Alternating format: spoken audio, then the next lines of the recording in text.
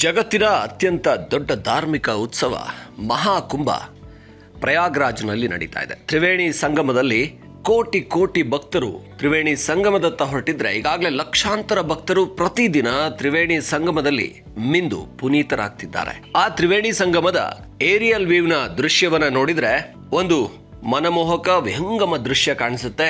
ಎಲ್ಲರೂ ಕೂಡ ಇರುವೆಗಳ ರೀತಿಯಲ್ಲಿ ಅಷ್ಟು ಜನ ಸೇರಿ ಭಕ್ತರು ಸೇರ್ಕೊಂಡು ಪ್ರತಿನಿತ್ಯ ಈ ಒಂದು ಪುಣ್ಯ ಸ್ನಾನವನ್ನ ಮಾಡುವ ಮುಖಾಂತರ ಮೋಕ್ಷಕ್ಕೋಸ್ಕರ ದೇಶ ವಿದೇಶಗಳಿಂದ ಬರ್ತಾ ಇದ್ದಾರೆ.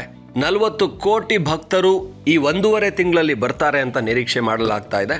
ಈ ತ್ರಿವೇಣಿ ಸಂಗಮದ ಏರಿಯಲ್ ವ್ಯೂವನ್ನ ನೋಡೋದಿಕ್ಕೇನೆ ಅಷ್ಟು ಮನಮೋಹಕವಾಗಿದೆ.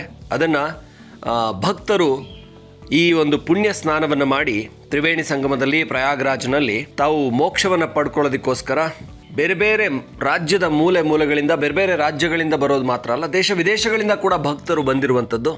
ಹಾಗಾಗಿ ಉತ್ತರ ಪ್ರದೇಶ ಸರ್ಕಾರ ಎಲ್ಲ ವ್ಯವಸ್ಥೆಗಳನ್ನು ಕೂಡ ಇಲ್ಲಿ ಮಾಡಿದೆ.